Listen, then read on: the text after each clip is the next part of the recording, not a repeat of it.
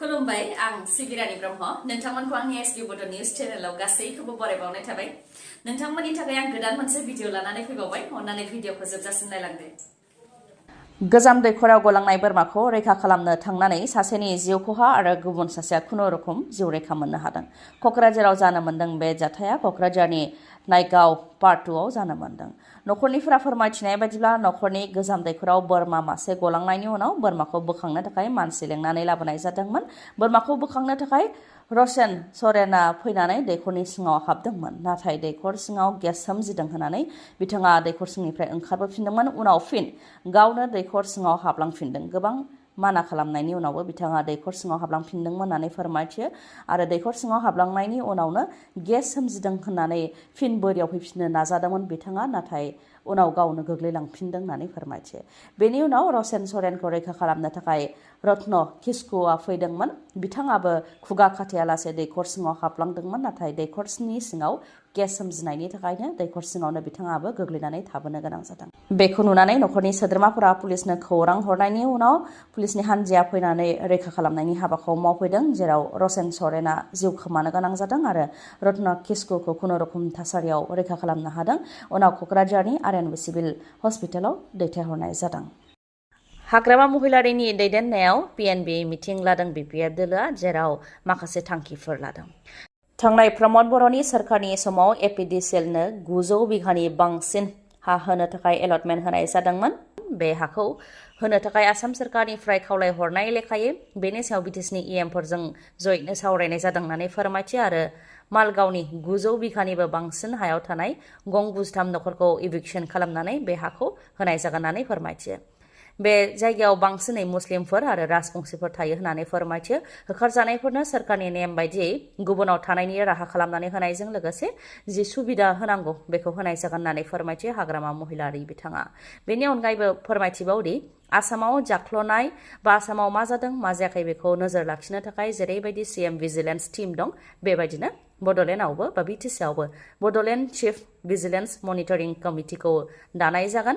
ex MLA एक्स EM एक्स MCLA बिथांमोनखौ लानानै बे कमिटिखौ दानाय जागोन होननानै फोरमायथियो बिटिसिआव मा जादों मा जायाखै बेखौ नोजोर लाखिनो थाखायनो बे कमिटिखौ दानाय जागोन होननानै फोरमायथियो फरायसाफोरनि सायावबो थांखि लानायफोरखौ फोरमायथियो दि बड'लेण्ड ओनसोलाव थानाय थाखो 10, 11 आरो 12नि फरायसाफोरनि थाखाय सामार कचिं सेन्टार लुनानै होनाय जागोन मोनफ्रोमबो जिल्लायाव जायगा नायै जायगा सामार कचिं सेन्टारखौ लुनानै होनाय जागोन होननानै फोरमायथियो एनडिएबिनि बारग' दैदेनगिरि आइके संबिजित अदेबानि डक्टर सारसिं इंटी बिथांखौ कार्बि आंलं अट'नमास काउन्सिलनि गाहाय मावफुं सोद्रोमानि बिबान होनाय जाबाय बिथांजों लोगोसे रनजित रहं बिथांखौ डिपुटि सीएम महरै बिबान होनाय जाबाय लोगोसेनो राजीव पाठर बिथांखौ चेयारमेन कृष्ण तेरां बिथांनो चेयारमेननि बिबान होनायजों लोगोसे गासै 7खौ सायख'नानै इएमनि बिबान होनाय जाबाय कार्बि आंलं अट'नमास काउन्सिलनि गोदानै सीएम बिबान मोननायनि सायाव सारसिं इंटी अदेबानि संबिजितआ बुंथियो दि गुबुन गुबुन हारिफोरनिया सिगांनो अट'नमास काउन्सिलखौ मोननो हादोंमोन नाथाय जों दासो मोननो हादों जोंहा गोबां खामानि मावनो गोनां दङ आरो जोंनि सुबुंफ्रा जोंनि सायाव गोबां मिजिं दं बेनिखायनो आसाम सोरखारनिफ्राय जि फान्ड मोनगोन बे लेखायै खामानिखौ मावलांनो नांगोन बा मावलांनो हागोन होननानै फोरमायथियो बिथाङा रायजोआव दिनै एलपि इउपिनि स्पेसियेल टेट खुंनाय जागोन बर' गार' मणिपुरि आरो हामार बिजोंनि थाखाय दिनै स्पेसियेल टेट खुंनाय जागोन बेराफारसेथिं महाराष्ट्रआव टेट आनजाद जानायनि सानसे सिगांनो कुइसन पेपार लिक जादों दिनैनि सानावनो टेट आनजाद जानो गोनांमोन महाराष्ट्रआवबो नाथाय आनजाद जानायनि सानसे सिगांनो कुइसन पेपार लिक जानायनि थाखाय आनजादखौ पस्टपन खालामनो फोसावनो गोनां जाबाय महाराष्ट्र गभर्नमेन्टआ फ्राय 6 लाख बिजाथिफोरा गासै 1728 आनजाद मिरुआव दिनै टेट आनजादखौ लिरगौमोन महाराष्ट्रआव नाथाय कुइसन पेपार लिक जानायनि थाखाय आनजादखौ दोनथ'नो गोनां जाबाय कुइसन पेपार लिक जानाया बांदों होननानै बेरेखा दोलोनिफ्राय बिजेपि सोरखारनि सायाव आसि दिन्थियो मोनफ्रोमबो आनजादनि कुइसन पेपारा लिक जायालासे आनजादा बारग'वाखै होननानैबो गोख्रों अजदखौ होयो 3 सुबुंनियाव कुइसन पेपार मोननायनि उनावनो बिसोर 3खौ हमनाय जादों आरो माबोरैहाय मोननाय सोरनिफ्राय मोननाय आरो सोरनि आखायाव दंबावो बेखौ मिथिनो थाखाय दा सेबनाया जागासिनो दं होननानै मिथिहोदों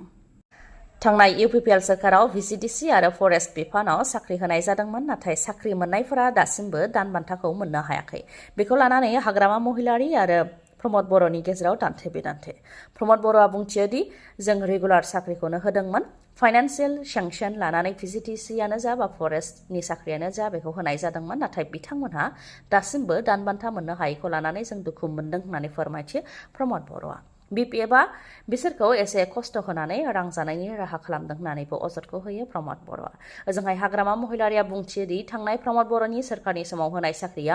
जेनुइन नंगौना नङा बा मोननांगौ सुबुंफ्रा मोनदोंना मोनाखै बेनि सायाव नायबिजिरनाया जागासिनो दं आरो बेथन गैयै साख्रिया मा साख्रि बेलाय होननानैबो सोंथि खालामो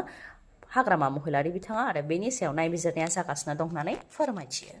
फोरमायथिनो गोनांदि गसाइगावआव UPPL दोलोनि आफादगिरि एबा रायजो सभानि MP प्रमद बर' बिथांनि नुजाथिनायाव मोनसे सावराय जथुम जानानै थाङो बे सावरायमेलाव UPPL दोलोनि गाहाय थाखोनि दैदेनगिरिफोर आरो मावथिफोरखौ लानानै सावरायनाय जायो थांनाय बिसायख'थिफोराव जेननायनि जाहोनफोरखौ लानानै सावरायनायजों लोगोसे फैबाय थानाय समाव UPPL राजखान्थि दोलोआ माबायदि खामानि मावलांगोन बेखौ लानानैबो सावरायो UPPL दोलोआ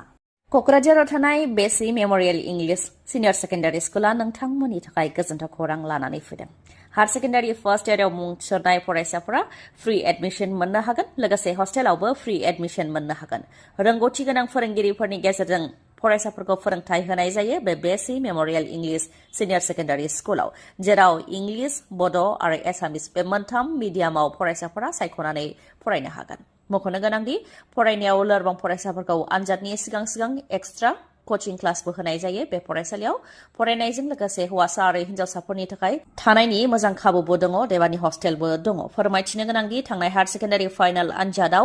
12 फरायसाफोरा फार्स्ट डिभिजन मोननो हादों 21 फरायसाफ्रा सेकेन्ड डिभिजन आरो 11 फरायसाफ्रा थार्ड डिभिजन मोननो हादों बेनि मादाव सासेया डिस्टिंक्शन मोननो हादों मोजाङै सुलाद लानो थाखाय 8638745056 नङाब्ला 9957015402 बे जानबुं नाम्बाराव नोंथांमोनहा फोनांजाबनो हागोन गोजोन्थों दिनैनि भिडिअआ एसेनोसै गाबोन आरो गोदान भिडिअजों लोगो मोनफिनबावगोन नोंथाङा दासिमबो आंनि चेनेलखौ साबस्क्राइब खालामाखैबा अन्नानै साबस्क्राइब खालामदो लोगोसे लाइक कमेन्ट आरो शेयार खालामनो दाबाव गोजोन्थों